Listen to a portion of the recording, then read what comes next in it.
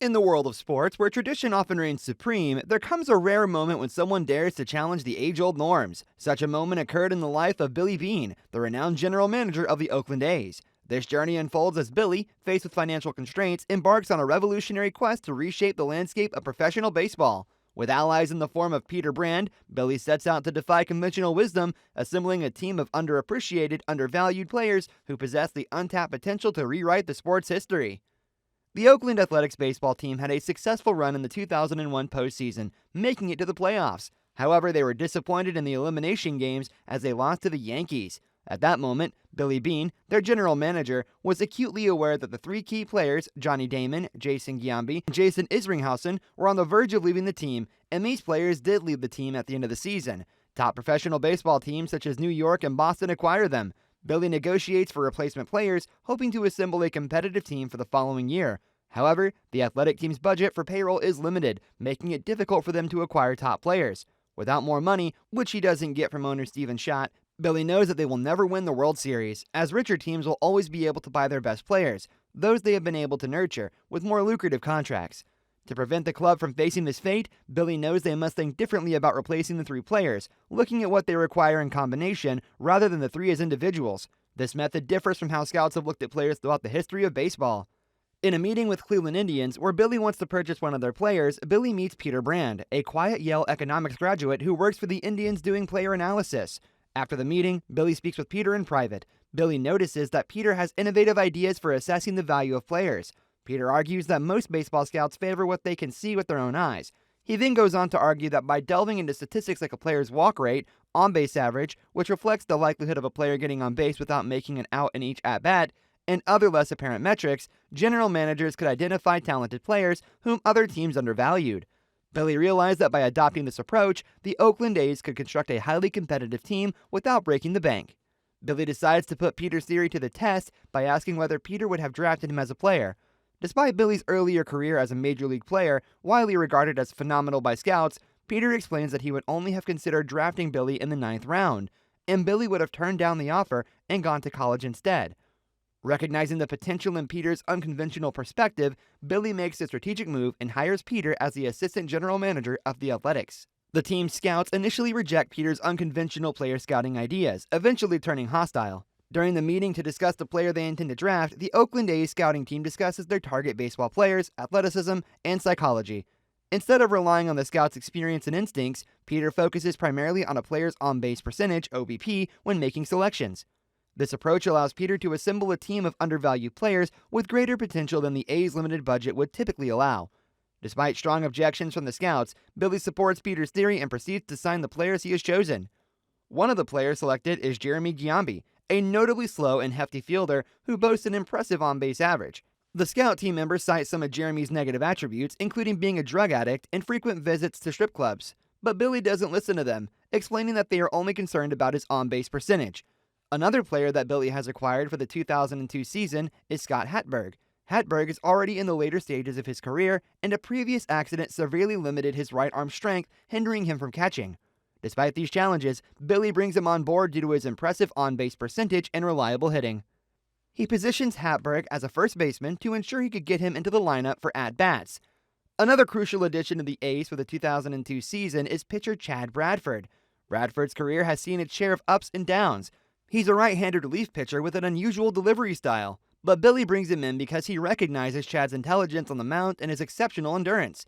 Chad epitomizes the A's novel approach to succeeding in baseball. He doesn't fit the conventional pro-athlete mold, and his pitching style isn't characterized by blazing speed.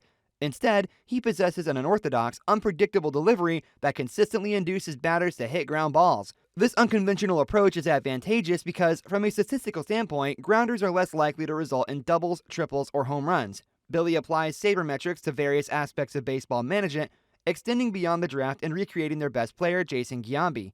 Instead of searching for a single player with Giambi's exact abilities, Billy focuses on recreating the aggregate, assembling a group of players whose combined statistics can match Giambi's performance as both a baseman and a hitter.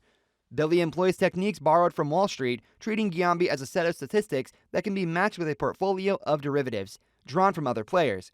One of the players Billy acquires to fill Giambi's role is an older player named David Justice, whose hitting prowess has declined, but he excels in drawing walks.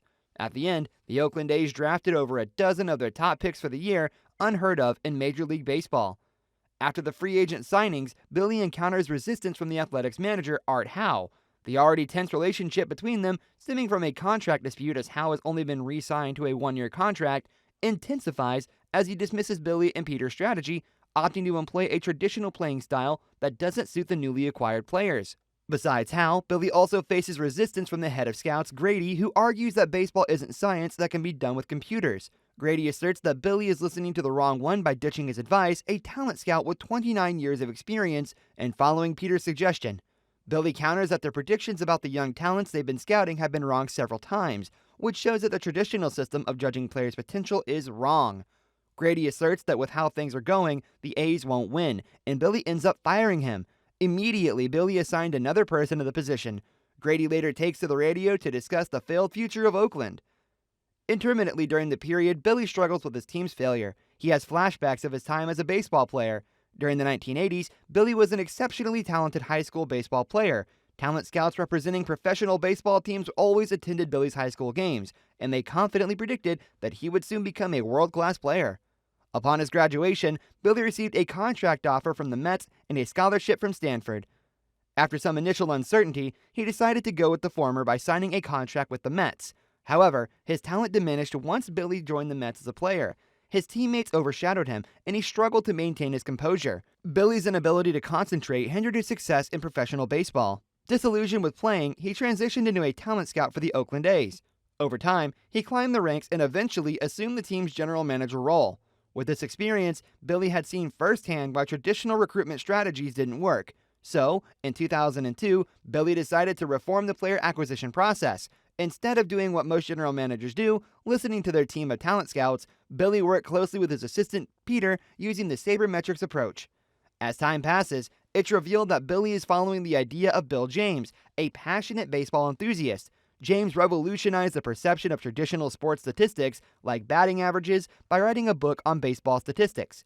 He contended that these statistics failed to depict the sport accurately and advocated for a deeper analysis of statistical information. James believed that by scrutinizing these numbers, general managers could assemble teams of athletes who, contrary to conventional metrics, would consistently demonstrate discipline and performance, surpassing more flashy and overly talented ballplayers. However, despite the brilliance of James's ideas, they struggled to gain traction among major league franchises. This reluctance stemmed from the sport's deep-rooted tradition, an inherent resistance to intellectual approaches within baseball, and the reluctance of coaches and managers to allow outsiders to influence their strategies since James is just a security guard at a food company. This concept invented by James is named Moneyball. At Oakland, the players are engrossed in hours of training, preparing them for the new position they are to play. Besides his career, Billy is an inward and lonely man recovering from a failed marriage. He dotes on his daughter, Casey, trying to be a good father to her. At one time, Billy takes Casey to a guitar store where she displays her talent as a musician to him.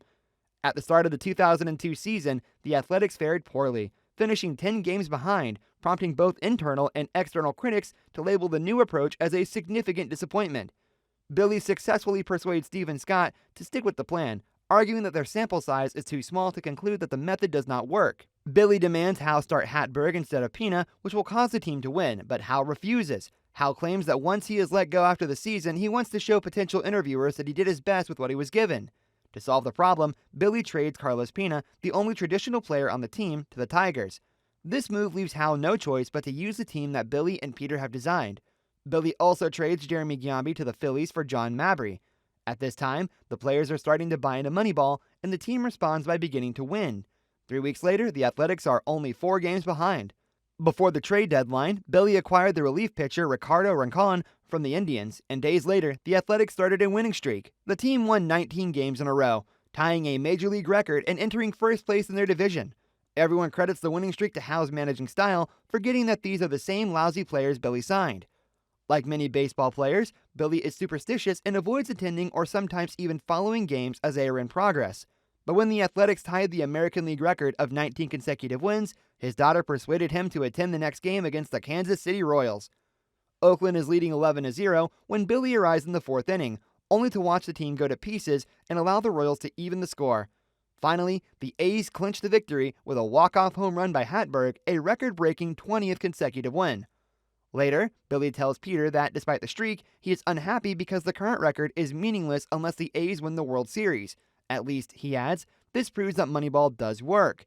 A few weeks later, the team is back in the playoffs and promptly loses to the Minnesota Twins in the American League Division Series. An unseen baseball analyst explains that some other attributes of a player, such as drive and clutch performance, cannot be measured, leading to the loss of athletic. Later on, the owner of the Boston Red Sox realizes that sabermetrics is the future of baseball. He invites Billy to his office and offers him an offer to become the Red Sox general manager for a $12.5 million salary, making him the highest paid general manager in sports history. In Oakland, Billy discloses the offer to Peter and says that their strategy failed. Peter shows a video of a heavy-set batter, Jeremy Brown, who hits a home run but does not realize it. Billy understands what Peter is trying to say and thanks him. In his car, an emotional Billy listens to a cover of The Show recorded by his daughter, in which she tells him to just enjoy the show. The movie ends with Billy turning down the Red Sox's offer because he wants to win in Oakland. 2 years later, the Red Sox won the World Series using the Moneyball method. Billy is still a general manager in Oakland, and the A's are still trying to win a World Series. If you enjoyed the video, make sure you smash that like button, leave a comment, subscribe, and turn on notifications to help the channel. Thank you for watching, and see you in the next video.